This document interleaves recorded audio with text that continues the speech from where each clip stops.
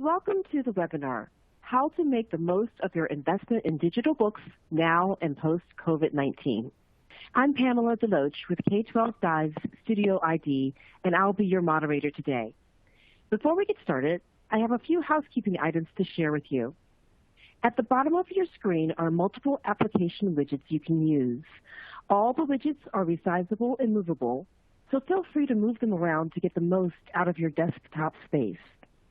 Please note the slides will advance automatically throughout the presentation. To enlarge the slides, click the Enlarge Slides button located in the top right-hand corner of your presentation window. Finally, if you wish to revisit this webinar in the future, you can access the recording using the same link as you have today. All right, let's get started. Our speakers today are Angela Arnold and Brad Weir. Angela is the General Manager of Overdrive Education, which produces the leading digital reading platform for libraries and schools worldwide. As a seasoned B2B and B2C demand generation marketer and sales enablement specialist, she brings years of experience helping brands optimize their sales operations, hone their product marketing, and streamline channel sales. Prior to a lengthy career as a marketer and consultant, Angela earned her Master of Science in Information degree from the University of Michigan and worked as a public librarian. Today, she works to realize Overdrive's mission of a world enlightened by reading. Welcome, Angela. Hi, thank you so much for having me here today. Glad you are with us. Brad is the Director of Literacy and Interventions for the East Aurora, Illinois School District 131. In his position, Brad helps develop literary skills for students K through 12 and also helps working with schools reading interventionists in a district with nearly 14,000 students. He has been in education for 16 years, in which his first 10 were spent in the classroom teaching high school English and reading. During that time, he received the Those Who Excel Award for Innovative Teaching and published his first article for the International Literacy Association. Since then, Brad has published numerous articles and has presented at multiple national conferences, including one international conference in Vancouver, Canada. He has 3 young kids, a wife who's also an educator, and a dog named Wrigley. Welcome, Brad. Hi, everyone. I'm excited to be here. Thanks for having me. Thank you both for joining us today. This is such an interesting topic. When we talk about the use of digital books in K through 12 schools, we're not talking about a completely new concept. However, how digital books are used, and more intriguingly, how they can be used in the future, deserves a closer look. This past December, Overdrive and K-12 Dive Studio ID surveyed 133 educators recruited from Industry Dive's databases to see how they used digital books in the past and how they anticipated using them in the future. Most respondents were teachers or administrators and worked across the spectrum of grades. Here are a few highlights. A majority said that even before the pandemic, their districts started moving away from traditional textbooks to fiction and nonfiction trade books to teach literacy and comprehension. With this move, it's also easier for schools to get those books in a digital format. Digital books are here to stay. 83% of the respondents expect to use a blend of print and digital books for core English language arts learning, with few expecting to use just one or the other. This suggests that digital books provide needed flexibility to augment teaching. When asked what the most important criteria for trade books was, accessibility ruled.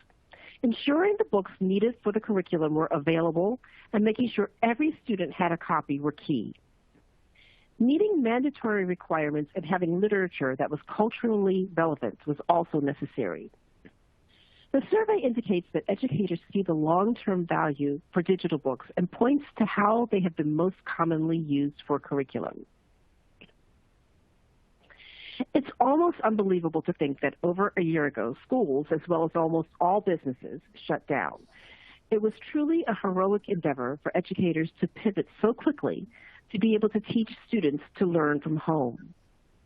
Brad, what were some of the primary challenges you saw with K-12 educators in supporting literacy and learning during those trying months? Yeah, good question. So our district prioritized health and safety from the beginning, really.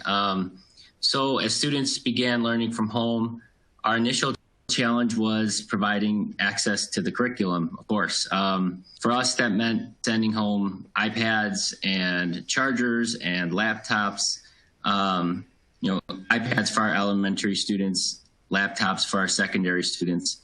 And, what you can imagine, that in itself was just an enormous undertaking in a district with nearly 14,000 students. We're pre-K through 12. So, and of course, we faced the challenge of moving our curriculum and interventions online.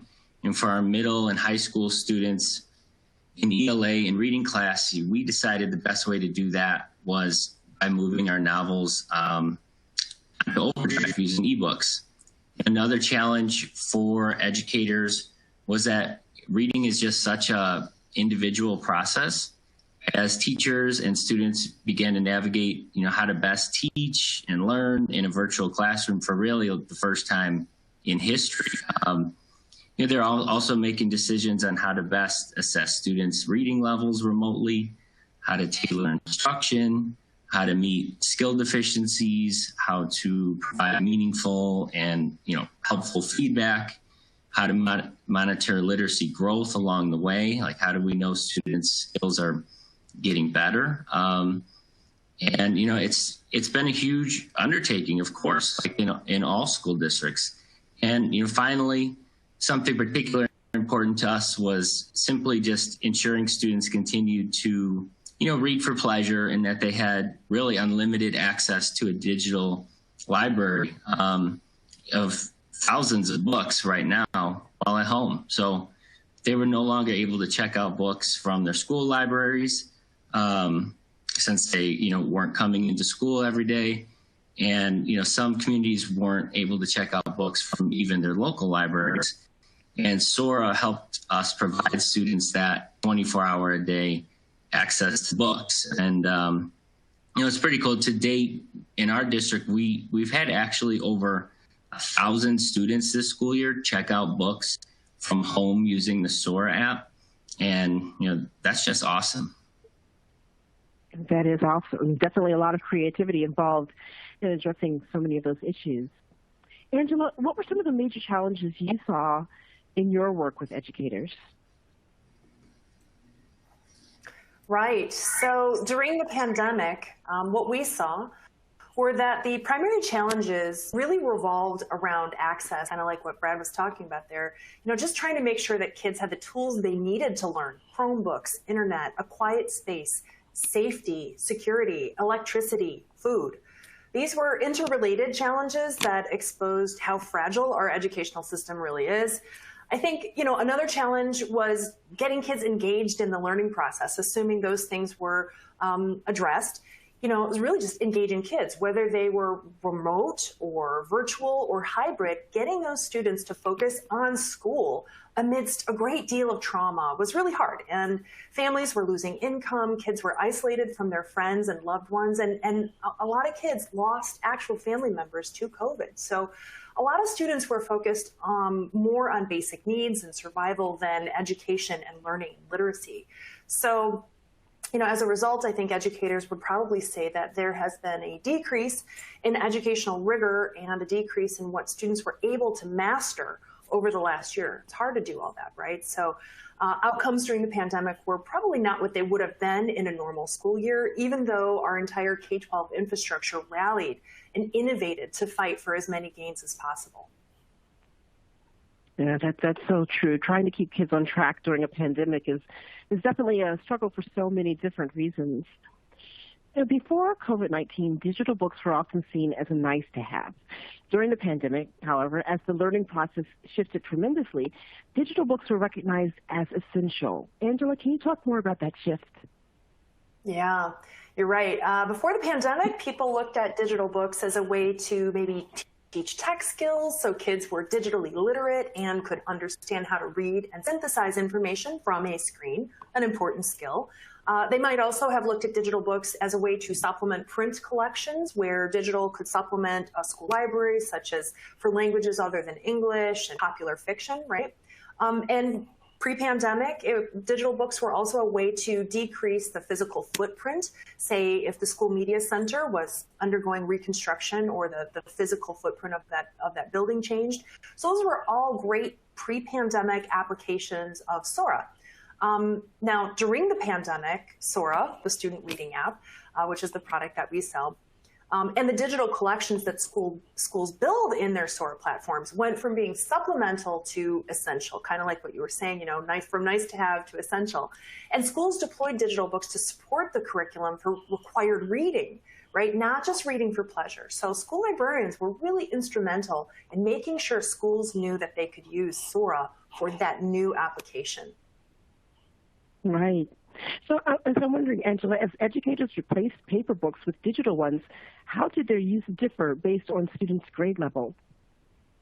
Right. So across all grades, we saw a lot more use of digital books for required reading and more consumption of our digital class sets for assigned reading. So, not just lending library, but really for that curriculum support, right? So we did see a few slight differences in how digital books were used across the grades. So for example, in high school, there are typically fewer total titles required, but they're reading Shakespeare or the Joy of Luck Club because teachers want the students to engage in close reading with the full novel and the text, dive deeply, right? In middle school, we saw a lot of traction with required reads also, such as A Long Walk to Water or the Young Reader edition of Hidden Figures, or even The Omnivore's Dilemma, which I've seen in 8th grade reading curricula. Middle schoolers also tend to consume a lot of popular fiction and choice reading. They still have time to read dystopian fiction or whatever they're into, right? Mm-hmm. In the younger ages, in pre-K to 5, that student population, schools needed to address the challenges of remote learning with kids who may not even be able yet to read independently or interact with the laptop or the tablet to log in. So mom and dad had to intervene more with this age group to get the tech started. But as you can imagine, once they were in Sora, they were good to go, especially with read-alongs, picture books, and audiobooks to help. Right, right. So not every student in every district has access to digital books during the pandemic when buildings were closed. What did those schools do? Well, they got innovative. I love that word. That's exactly what Brad was talking about. They just innovated. And for schools that didn't have digital books, those districts scrambled and, came up with new ideas. For example, teachers mailed books to kids. They put them in the post service and just mailed it to kids. Buses dropped off materials to students' homes. They just drove around and dropped off boxes. That was the case district, is that we got a box on our front porch. Teachers turned to open educational resources online, so you saw a lot more use of OER. And teachers also revamped their lesson plans because the material they had planned for that semester just wasn't available. So the supplemental resources that they planned to use just couldn't be gotten. So, if you didn't have digital books or if you don't have digital books, you're going to have to find some way around it. And unfortunately, those workarounds do come at a cost, I feel. I think it can result in a compromise in the quality of instruction sometimes, right? Because if that book was aligned with your curriculum, state standards, and part of a curriculum's cumulative skill building process, rather, not being able to read from that book creates a huge gap in the student's education. Yeah, I can see that. Now, I would think that some schools, having coped with not using digital books in spring of last year, may have made changes over the summer to either implement digital books or to use them more effectively. Did you see any of that evolution from the spring to fall school years? Absolutely. We did watch that evolution just unfold as schools made it through the remainder of the school year and then leaned in hard to digital books immediately after the last day of school. So pretty much from June to September of 2020, we saw incredible demand as schools were making that pivot. They supplied staff with professional development on how to use digital books with curriculum, including helping teachers to use Sora in their lesson plans and learning management systems, right? How do you just grab a link right out of Sora and put it in your LMS, put it into Google Classrooms, for example, how to do that. They also started buying different titles, like curriculum titles, I mentioned that, or languages other than English, and summer reading books as well to prep, so that kids had stuff to do over the summer. And they also shifted budget into digital using stimulus funds, which began, there have been 3 rounds. So that started in March of 2020. And as that money was released, they started to apply that. I think some of the outcomes of all that work, there were a few, right?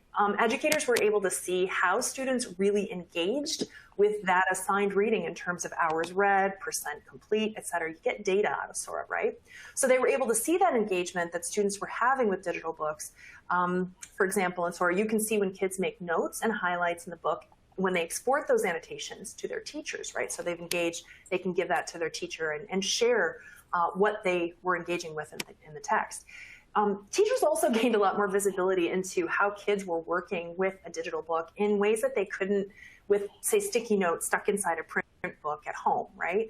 And over the summer, it was really common for us to be asked to support schools that were making that pivot to digital books. And I recall more than one instance when we got a call on, say, a Monday saying, high school starts in 7 days, can we have digital books ready to go?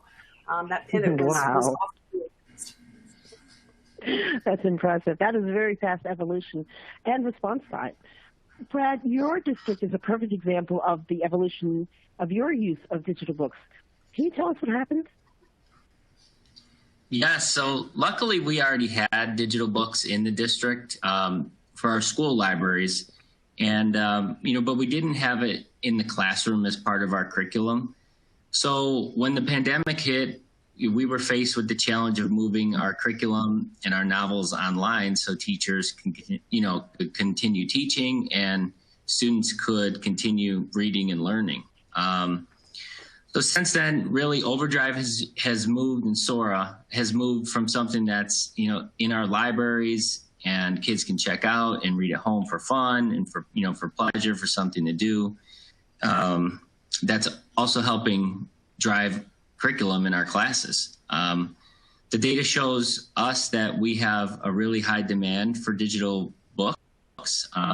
900 students in our district are reading books that they weren't assigned. And almost 700 of them this year are brand new users to Sora. So that's something that's pretty interesting to us. So we've had this in the district for a few years, and to see that 1,000 students are using it and almost 700 of them are brand new, we know something's working. And since we started digital books in August of 2020, we've actually had more than 25,000 books checked out, which is it's amazing. And that number's updated as of this morning. I think it was like 25,450. It was right around there. And as Angela mentioned, teachers like the idea of students having their own copies of books, not only in the classroom, but at home. A digital copy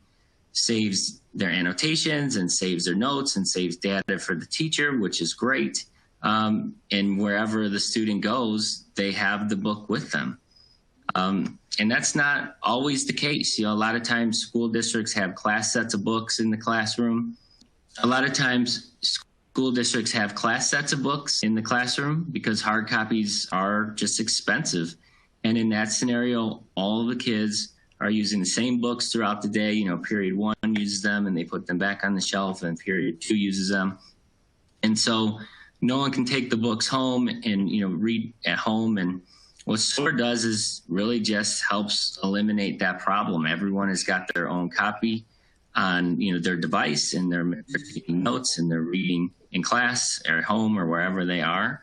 And some of the growth we've seen this school year is in kids who are using digital books for their novel in class, and then from the same place, the same app on their device, they click a button and they have their whole personal library with them, and they can check out books for fun. And, it's no extra work. It's no extra sign in. It's no extra passwords to remember. So once they're in, they have a place, and it's called a bookshelf, and that's where their novels are for classes. And then they just move over and they can see all of their books on their bookshelf that they're checking out for fun. So it's really an interesting thing, and I think it's working out really well. Well, that is fascinating, and it's really great to hear that real-world experience of using it. Thank you for sharing. We talked earlier about how educators had to be innovative during this time. Can you all share some ways that you've seen those educators be innovative in their use of digital books? Yeah, Sora is an all-purpose reading platform, so wherever there's a need to read high-quality content, its use is virtually unlimited. So educators got really creative with how to apply Sora. So some examples include the most popular use, which is as a lending library, right? Talking about the books that kids want to read. And that use is really driven by the school library professionals and paraprofessionals. Second, class sets. This use is becoming more and more popular, especially for schools that do close reading, right?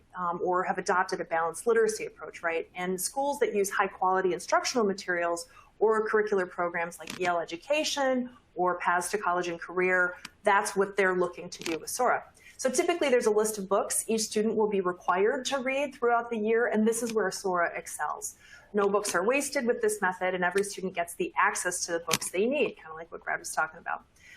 And many schools are turning to those HQIMs and programs to engage students with authentic, culturally relevant books. That's kind of the wheelhouse for those types of programs. And I think this really speaks to the survey results that you led in with, Pam, about where 88% of the respondents said having culturally relevant titles is very important or extremely important to them. So that selection really matters, especially when you're talking about class sets. Third, schools used Sora for supplemental and recommended reads, so to bolster what they're reading for the required reads. So students could choose from a collection of titles to help round out that mastery of a topic. Summer reading. That was a huge application as well. Many schools post a summer reading list for each grade, and Sora is a great way to make those books available to each student over the summer. So if they have 2 books to read, you can come get them. Also, professional development. I mentioned that earlier. That was another use case. A large Texas ISD bought the Distance Learning Playbook, grades K-12, from Corwin Press, and they bought that for every teacher in the district. So that was thousands of copies that they wanted everybody to get up to speed on before the new school year started in the fall of 2020. Book clubs, that's another use. So one school that I know of worked the entire 4th grade, did a grade-wide read. That's 12,000 students who read Hidden Figures. And, different kids in different classrooms and new cohorts formed for discussion about that book, which was an interesting side effect that nobody really predicted, is that you had kids who aren't in the same class talking about the book across the entire grade. And then I also mentioned the application of Sora for content in languages other than English to support world language learning, English learners and bilingual readers, right? So not just for English language arts, but also to support a range of other departments in the school.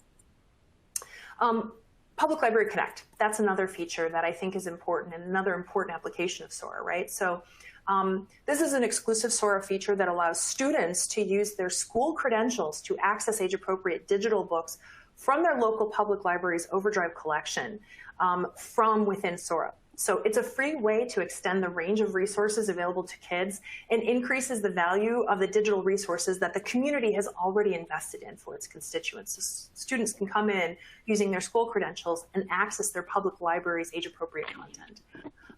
So I think, these were just some of the ways that schools innovated, and all of these use cases can be supported with education stabilization funds, aka ESSER or CARES federal funding. These are great allowable use for that money. Sorry to interrupt. I just wanted to mention that we did partner with our local public library through Sora, just like you just mentioned. And they have that, button on the Sora app, and they're able to access all of the digital books in their public library as well. And that has been a really nice partnership for us this year. So good point. And I just wanted to say that that's real. We did that as well. Great. Thanks for that, Brad. Very cool. That is great. Those are some fantastic advances, and thank you both for sharing your experiences with those. I'm wondering, as schools reopen to in-person learning, will the use of digital books go back to that nice-to-have status that it was before, or now that you've experienced the joys of this innovation, will they continue to be considered essential? I'll answer that. I think Adoption and use of digital resources will absolutely continue. I mean, schools just made a huge capital investment in 21st century tools and resources, right? And they learned what works in the classroom. It's a quantum leap ahead, driven, of course, by the pandemic, right? But as a result, educators have seen how digital books can be applied to engage kids to read more. And the outcomes speak to the value of ebooks, audiobooks, and read-alongs. I think opportunity in future post-pandemic, right? In the future, there's an opportunity for educators to take a deeper analysis of their pedagogy as it relates to digital resources so they can focus on getting better outcomes with digital resources, right? The same opportunity exists for our SORA team ourselves as we think about product enhancements, right? How are we going to help support that when schools lean into digital even more? How can we improve our product to do that, to support that more? Right. That's great information. Brad, what do you see from your perspective? I completely agree. Yeah, I think we've learned things about reading and teaching and learning that we won't want to unlearn, even when we're back to a, quote, regular school year. Students are becoming more and more used to reading digitally, whether that be for pleasure or an assigned curriculum. Technology is just normal, everyday part of the way they're growing up, like with iPads and phones and everything that they have now that's, different maybe from the way that we grew up. And I think reading and learning digitally is, again, just very normal for them. And I really think that continues to just advance into the future. Wow, that makes a lot of sense. Thank you both. This has been such a thought-provoking look at how schools can maximize their digital books in useful and innovative ways. We've received some questions throughout the presentation from the audience, so let's jump right in. Here's the first one. If we want to use digital books for curriculum in the 2021 to 2022 school year, what steps should we take now to lay the groundwork? Angela, would you like to start with that? Yeah, I can take that to start. I think educators should think about their desired use case, right? I mentioned those previously. I also think, to have them think about what's the definition of reading success for that application of digital books. So not only thinking about how they're going to use SORA, say for summer reading, but also to think about what are the key performance indicators of what defines success for that, right? Because SORA helps ensure that every student has access to the right book. So educators need to think about it in terms of what happens if students don't have the books they need, right? What would our data look like? And what would it look like when they do? These days, our support team engages schools less about what digital reading is, educating them about what it is, and more about helping schools quantify the benefits of going with digital reading, really getting into the data of what can you do with digital books. And I'd love to hear Brad respond to this too.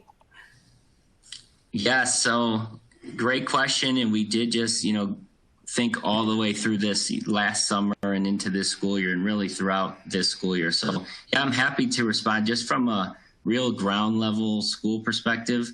I would say begin planning now, like right now, if you haven't already. Yeah, I realize there's still a month or so left of the school year. But the sooner you start to look at, what books you'll be needing for next school year and you would like to be offering in your classes, the better. For us, our first step was to take a hard look at our curriculum offerings and, come to a consensus with teachers' involvement and principal involvement regarding what books, will be taught next year, at what grade level, even down to in what quarter, or what part of the school year if you don't have quarters. We actually created a shared doc with a calendar in it listing out the entire school year and, exactly what books will be taught in what grade levels in what months so that we could all see the bigger picture and just, be prepared. And even we went as far as just to keep simplifying things. Sometimes there's choice involved and grade levels have, well, you can choose between these three novels. And for this year, the pandemic hit and we went with let's come to a consensus. Let's pick one book, for that quarter, for that grade level, and let's all teach it to make sure that we're all prepared, that we have the books, loaded onto Overdrive and Sora on time, and everything is just working smoothly. And it did. The technology worked well. Kids got on very smoothly. Teachers were in with hardly, minimal training. It was really just a user-friendly experience. And that's huge. You don't want kids frustrated and, having a hard time logging in, and they weren't. Everything worked really well. And finally, I would suggest taking a look at numbers. How many copies of each book, might you need? Do you think that you'll need based on enrollment for the upcoming school year? If you have that, when will you need them by? I know numbers change, but it gives you a good starting point for your budgeting, which it's important. And none of that happens overnight, as we know. So again, just the sooner, whatever your process is, the sooner you start preparing that for the next school year, the better. Thank you. What workarounds would you suggest if some students in a class don't have access to the internet or to iPads? And are there innovative ways to allow them to still gain advances from digital books? Angela, what are your thoughts? Yeah, when a student borrows a book in Sora, the title is available for offline use. So even if they go home and there's no internet, they can still read that book.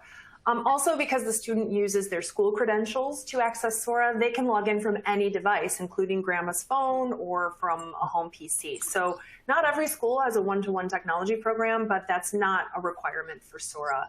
I don't know if Brad wants to weigh into that. How do you guys deal with, not having a device for every kid if that is the situation?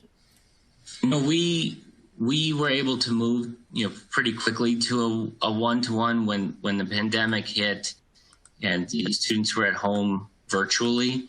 It really was just a necessity. And like you said, it could be an iPad, it could be a laptop, it could be at times a phone if the internet is going out. It's just like we adapt quickly, and I think all school districts, everywhere have done a really good job of making it happen.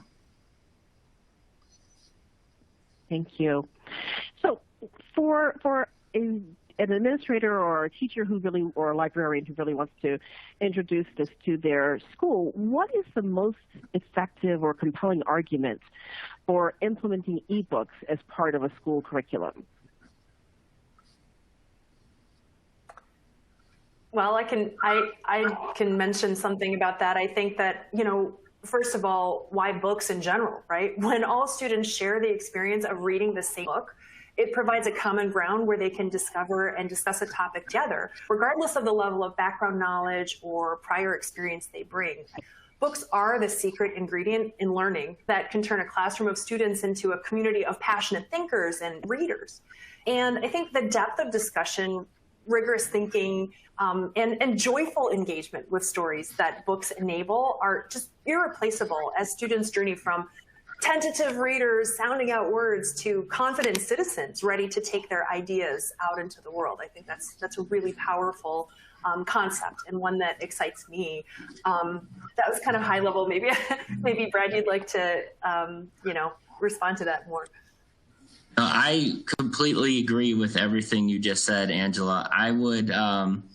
I'd also add just that, reading and comprehending at grade level is just the most essential skill necessary for success in today's schools, regardless of grade level and beyond, into the workforce and to life in general. Reading not only expands our vocabularies and our critical thinking skills, but I truly believe it creates perspective and empathy for those around us. Ebooks help ensure that our classrooms are filled with books and that reading will continue, pandemic or no pandemic, virtual or in person. And to me, that's reassuring, and that's just really important. I love that. Angela, I'll ask this of you. What curriculum lists are available in Sora? Right. In general, we have excellent coverage for the top curricula that you'll see in edreports.org, as well as great coverage for the books districts select when they write their own curricula. So, for example, we have 93% of the available digital books for EL Education second edition required reads, which is used by a lot of different districts.